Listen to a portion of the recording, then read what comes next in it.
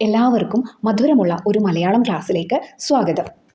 ഇന്നത്തെ ക്ലാസ്സിൽ ടൈറ്റിൽ കാണിച്ചതുപോലെ തന്നെ എങ്ങനെയാണ് എഴുത്തച്ഛൻ ആധുനിക മലയാള ഭാഷയുടെ പിതാവായി തീർന്നത് എന്ന കാര്യമാണ് ചർച്ച ചെയ്യുന്നത്. തുടങ്ങാം. നമ്മൾ ആദ്യം തന്നെ മനസ്സിലാക്കേണ്ട ഒരു കാര്യമുണ്ട്. അതായത് ആധുനിക മലയാള ഭാഷ പെട്ടെന്നൊരു ദിവസം ഒരു കവിയുടെ നാരായത്തിലൂടെ പിറന്നതല്ല.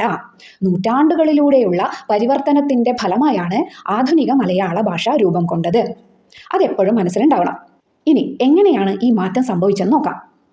പ്രാചീന കാലം മുതൽക്കേ നമ്മുടെ സാഹിത്യകൃതികൾ രണ്ട് കൈവഴികളിലൂടെയാണ് വികസിച്ചു വന്നത്.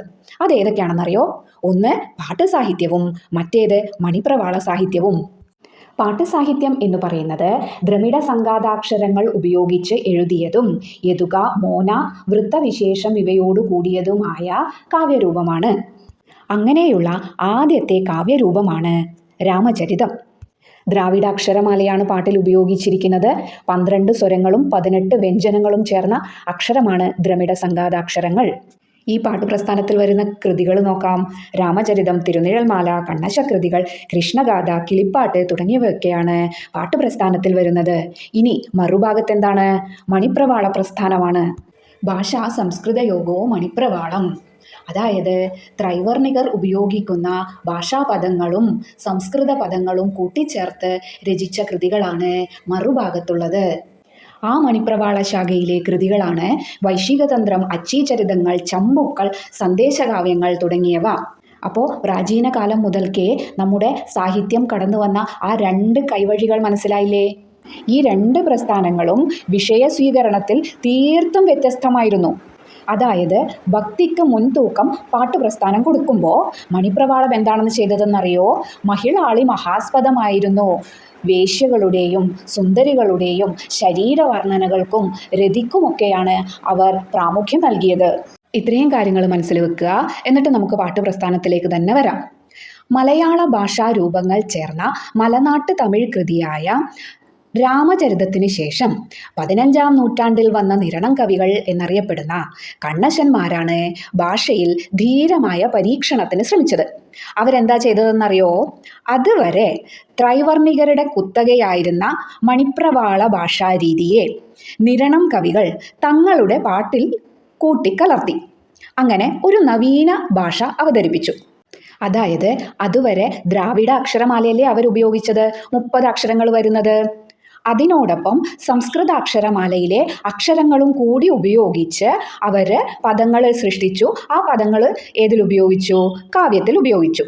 അങ്ങനെ പാട്ടിൻ്റെ ലക്ഷണമായി പറയുന്ന ദ്രമിഡ സംഘാതാക്ഷര നിബദ്ധം എന്നുള്ള വ്യവസ്ഥ നിരാകരിച്ചു. എങ്കിലും വൃത്തവിശേഷയുക്തം അവരെന്ത് ചെയ്തു? പാലിക്കുക തന്നെ ചെയ്തു. ഇതെന്തിനാ പറഞ്ഞതെന്നറിയോ? കണ്ണശന്മാരാണ് നവീന ഭാഷാ രീതിക്ക് തുടക്കമിട്ടത് എന്ന് മനസ്സിലാക്കാൻ. നമുക്ക് എവിടെ എത്തിച്ചേരണം? എങ്ങനെയാണ് എഴുത്തച്ഛൻ ആധുനിക മലയാള ഭാഷയുടെ പിതാവായി തീർന്നത് എന്നറിയണം അല്ലേ? അപ്പോൾ 12-ാം നൂറ്റാണ്ടിലുണ്ടായ രാമചരിതത്തിൻ്റെ സവിശേഷതകൾ നമ്മൾ നോക്കി. അതിനുശേഷം വന്ന കണ്ണശകൃതികളുടെ സവിശേഷതകൾ നമ്മൾ നോക്കി. ഇനി ബാക്കിയുള്ളത് കൃഷ്ണഗാഥയാണ്. ഭാഷാ ലാളിത്യമാണ് കൃഷ്ണഗാഥ എന്ന പാട്ടുകൃതിയുടെ പ്രധാന സവിശേഷത. പാട്ടുപ്രസ്ഥാനവും മണിപ്രവാളവും നാടൻ ഗാനസാഹിത്യവുമൊക്കെ കൃഷ്ണഗാഥയുടെ ഭാഷാശില്പത്തിന് പശ്ചാത്തലമൊരുക്കുന്നുണ്ട്. മനസ്സിലായോ? ഇവ മൂന്നും ഏതിൽ സമ്മേളിക്കുന്നുണ്ട്? കൃഷ്ണഗാഥയുടെ രചനയിൽ, ഭാഷാ സവിശേഷതയിൽ സമ്മേളിക്കുന്നുണ്ട്. തനി മലയാള പദങ്ങളും കൃഷ്ണഗാഥയിൽ ഉപയോഗിച്ചിട്ടുണ്ട്. അതുപോലെ ലളിതമായ സംസ്കൃത പദങ്ങളും ധാരാളം കൃഷ്ണഗാഥയിൽ ഉപയോഗിച്ചിട്ടുണ്ട്. മാത്രമല്ല ഭക്തിയാണ് വിഷയമെങ്കിലും ശൃംഗാരത്തിനും ഹാസ്യത്തിനും അദ്ദേഹം ഊന്നൽ കൊടുത്തിരുന്നു. അപ്പോൾ നമ്മൾ എന്തൊക്കെ കാര്യങ്ങൾ പറഞ്ഞു? സാഹിത്യത്തിൻ്റെ രണ്ട് കൈവഴികൾ പറഞ്ഞു. ഒന്ന് ഭക്തിസാന്ദ്രമായിരുന്നെങ്കിൽ മറ്റേത് മഹിളാളി മഹാസ്പദമായിരുന്നു. മണിപ്രവാളം ത്രൈവർണികരുടെ കുത്തകയും പാട്ട് സാധാരണക്കാരൻ്റേതുമായിരുന്നു. ഇനി പ്രമേയമാണെങ്കിലോ രാമചരിതം രാമായണത്തിലെ യുദ്ധകാന്ഡം മാത്രമാണ് വർണ്ണിക്കുന്നത്. എന്നാൽ കണ്ണശന്മാർ രാമായണ കഥയും മഹാഭാരതം കഥയും മുഴുവനായും ഭക്തിസാന്ദ്രമായി അവതരിപ്പിച്ചു. അത് കൃഷ്ണഗാഥയിലേക്ക് വരുമ്പോഴോ അവിടെ ചെറുശ്ശേരിയുടെ ഭക്തി അല്പം ശൃംഗാരമയമായി പോയി എന്നൊരു ന്യൂനതയും കാണുന്നുണ്ട്. അപ്പോൾ ഇങ്ങനെ ഒരു സാഹചര്യത്തിലേക്കാണ് നമ്മുടെ എഴുത്തച്ഛൻ അധ്യാത്മ രാമായണവും മഹാഭാരതവുമായി കടന്നു വരുന്നത്.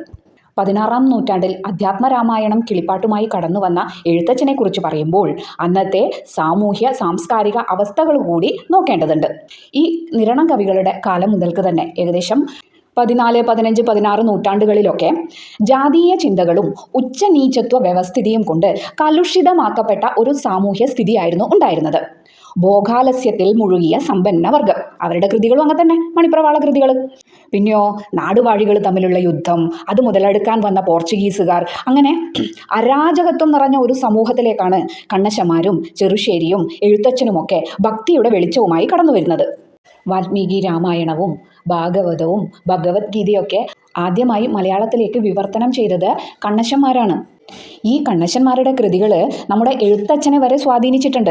അതുകൊണ്ടാണ് എൻ കൃഷ്ണപിള്ള ഇങ്ങനെ വിലയിരുത്തിയത്.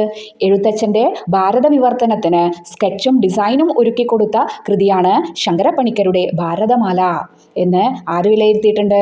എൻ കൃഷ്ണപിള്ള വിലയിരുത്തിയിട്ടുണ്ട്. പക്ഷേ ഇവിടെ എന്താ പറ്റിയതെന്നറിയോ? നമ്മൾ നേരത്തെ പറഞ്ഞില്ലേ, കണ്ണശന്മാരാണ് ഒരു നവീന ഭാഷാരീതിക്ക് തുടക്കമിട്ടത് എന്ന്. സംസ്കൃതാക്ഷരമാല കൂടി അവർ ഉപയോഗിച്ചു തുടങ്ങിയപ്പോൾ പാട്ടിൽ അത്രയും നാളും ഉപയോഗിച്ചിരുന്ന ജാനകി എന്തായി? കണ്ണശന്മാരുടെ കയ്യിലെത്തുമ്പോൾ അത് ജാനകിയായി. അയൻ എന്തായി? അജനായി. ഇലക്കണൻ എന്തായി? ലക്ഷ്മണനായി. കുറച്ച് തനി സംസ്കൃത പദങ്ങളും ഉപയോഗിച്ചു. നിഖിലം, സതതം മുതലായവ ഉദാഹരണങ്ങളെ.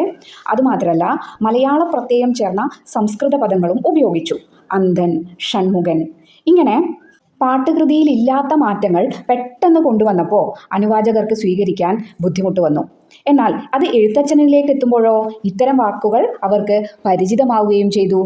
ഭാഷയിലാകട്ടെ ശൈലിയിലാകട്ടെ എന്തുമാകട്ടെ പുതിയൊരു രീതി അല്ലെങ്കിൽ പുതിയൊരു കാര്യം നമ്മളിലേക്ക് എത്തുമ്പോൾ അത് പൊരുത്തപ്പെടാൻ നമുക്ക് കുറച്ചൊരു സമയം വേണ്ടിവരും. ആ ഒരു പ്രശ്നം നിരണം കൃതികളിലും സംഭവിച്ചിട്ടുണ്ട്. ഇങ്ങനെ പറഞ്ഞെന്ന് വെച്ച് നിരണം കൃതികൾക്ക് തീരെ പ്രചാരവും പ്രശസ്തിയും ലഭിച്ചിട്ടില്ല എന്നല്ല അർത്ഥം. അത് എഴുത്തച്ഛൻ്റെ കൃതികളുമായി ഒന്ന് തട്ടിച്ചു പറഞ്ഞു എന്ന് മാത്രമേ ഉള്ളൂ. അങ്ങനെ കണ്ണശന്മാർ തുടങ്ങി വച്ച ഭക്തി പ്രസ്ഥാനത്തിൻ്റെ പാതയിൽ കൂടി തന്നെ എഴുത്തച്ഛൻ വന്നപ്പോൾ അദ്ദേഹം കൊണ്ടുവന്ന മാറ്റം എന്താണെന്നറിയോ? വാൽമീകി രാമായണത്തിലെ മനുഷ്യനായ രാമനെ ഇദ്ദേഹം ദൈവമാക്കി മാറ്റി. മണിപ്രവാള ഭാഷാരീതി തന്നെയാണ് എഴുത്തച്ഛനും ഉപയോഗിച്ചതെങ്കിലും വികലമായ രീതിയിലായിരുന്നില്ല എഴുത്തച്ഛൻ ഭാഷാ സംസ്കൃതങ്ങളുടെ സമ്മേളനം നടത്തിയത്.